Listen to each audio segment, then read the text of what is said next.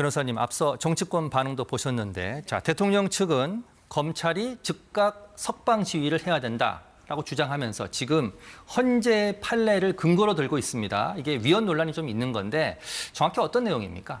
네, 구속집행 정지 결정에 대해서 이 검찰이 즉시 항고를 했는데 이것이 위헌이다라는 이제 결정이 나왔거든요. 예. 이 사례 같은 경우에는 2011년도에 피고인이 모친상을 당하면서 구속집행 정지를 급하게 신청을 했습니다. 예. 그래서 법원이 이틀 동안 모친상을 치르도록 구속집행 정지 결정을 내렸는데 예. 이거에 대해서 검사가 즉시 항고를 한 겁니다.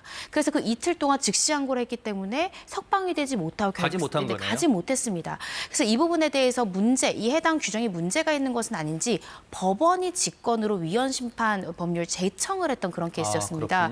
예. 그때 헌재에서의 판단이 이 즉시 항고가 되면 결국 석방을 하지 못하고 이 구속집행정지 결정의 효력을 발생시킬 수가 없지 않습니까? 그렇죠. 그렇다라고 한다면 법원의 결정보다도 검사의 즉시 항고권이 더 우선하는 효과가 있고 예. 그럼 사실상 이 법원의 집행정지 결정의 효력 자체를 무의미하게 만드는 것이기 때문에 예. 이 즉시 항고가 가능하다는 규정 자체가 위헌이다라고 결정을 내린 바 있고요. 예. 이 결정에 따라서 이 구속 집행정지 결정에 대해서는 검사가 즉시 항고할 수 있다는 규정 자체가 삭제가 됐습니다. 그런데 이번 경우는 구속 집행 정지가 아니고 구속 취소 상황입니다. 사안이 좀 다르다고 봐야 되는 겁니까? 아니면 결과적으로는 궁극적으로는 같은 사안이라고 봐야 됩니까?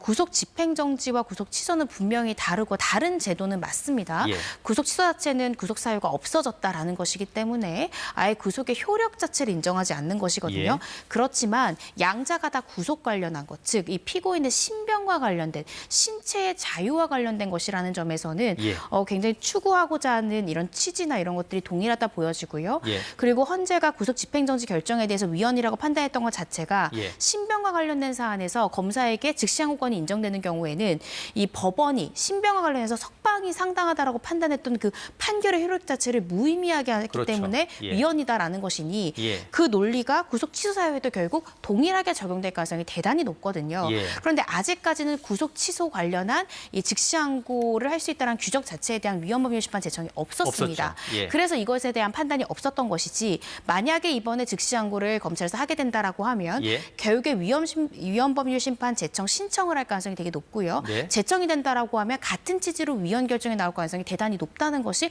법조계의 다수의 의견입니다. 그래서 아마 검찰에서는 지금 이 즉시 항고 제기 여부를 놓고 이러한 부분까지도 고민하는 것이 아닌가 싶습니다. 그것 때문에 검찰이 고민이 깊어지고 있고 지금 입장을 내놓지 못하고 있다. 이렇게 지금 설명해 주신 건데 네. 자, 하나 짚고 넘어갈 게 있습니다. 이번에 구속 취소 결정을 내린 재판부는 내란 사건의 전체를 지금 재판을 하고 있습니다. 자, 그러면 이 사건에 영향을 미칠까요?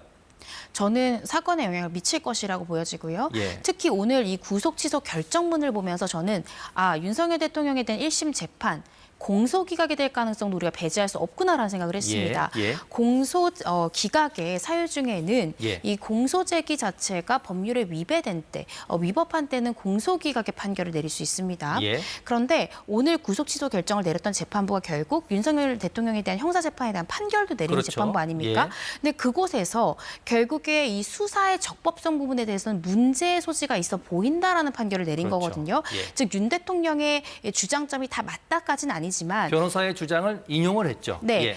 다 맞다는 건 아니지만 분명히 문제의 소지, 논란의 소지가 있다 정도는 인정을 했기 때문에 예. 그렇다라고 한다면 향후 1심 재판에서도 공소 기각을 하는 것이 상당한 것이 아니냐라고 윤 대통령도 더욱더 강하게 주장할 것이고 예. 아마 이 부분도 재판부에서도 한번 문제가 있다라고 판단했기 때문에 이 부분을 심층적으로 들여다볼 수 있습니다. 예. 따라서 1심 재판에도 오늘 이 구속 취소 결정과 그 근거가 분명히 영향을 미칠 것이라고 생각이 듭니다. 영향을 미친다. 이렇게 네. 지금 말씀하셨는데 그럼 하나만 더 여쭤보겠습니다. 자, 이르면 다음 주로 예상되는 윤 대통령 탄핵 심판 선고에는 그러면 영향을 미칩니까? 저는 이 탄핵 심판에는 영향을 미칠 가능성이 낮다라고 생각이 듭니다. 예. 그 이유는 예. 탄핵 심판의 초반부에 이 심리를 할 대상으로 이 형법상의 형사사건상의 이 내란죄 부분은 이 심리 대상에서 제외를 했습니다. 예. 따라서 오늘 있었던 구속 취소 결정은 형사재판과 관련된 이 결정이기 때문에 네. 직결해서 이 헌법재판에도 영향을 미친다라고 보긴 어렵고요. 예. 따라서 뭐 헌법재판관들이 오늘 이 구속 취소 결정이나 그 근거에 대해서 당연히 보도 내용을 접할 수는 있겠지만 네.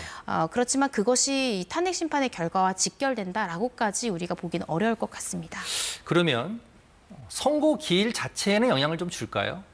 저는 그럴 가능성은 좀 낮다라고 생각이 듭니다. 그렇군요. 일단은 예. 이 탄핵 심판에도 이것이 직결되는 사항이어야 선고기일 연기 가능성도 있는 것인데 예. 헌재에서 탄핵 심판 관련해서는 이 형법상의 내란죄 성립 여부는 심리대에서 제외했기 때문에 예. 오늘 이 취소 결정 부분이 결국에 헌재의 판단에는 큰 영향을 주지 않을 것이라 보여지고요. 예. 그러면 선고기일에도 어떤 변동점을 줄 만한 요소가 되진 않을 가능성이 높지 않을까 싶습니다. 다음 주 사실은 금요일 14일이 언론에서 제기한 선고 기일인데 좀 지켜봐야 될 것 같습니다. 자, 마지막 하나만 더 여쭤보겠습니다. 만약 이건 가정입니다만 윤 대통령이 석방된다면 다시 구속되거나 재수감될 가능성이 있습니까, 법적으로?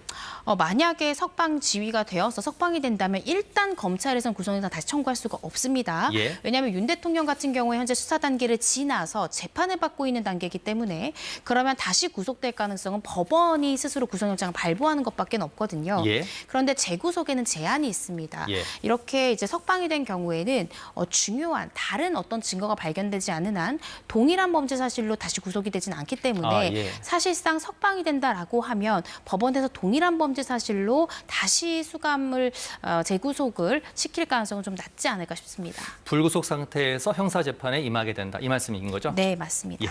잠시 뒤에 다시 또 몇 가지 더 여쭤보겠습니다.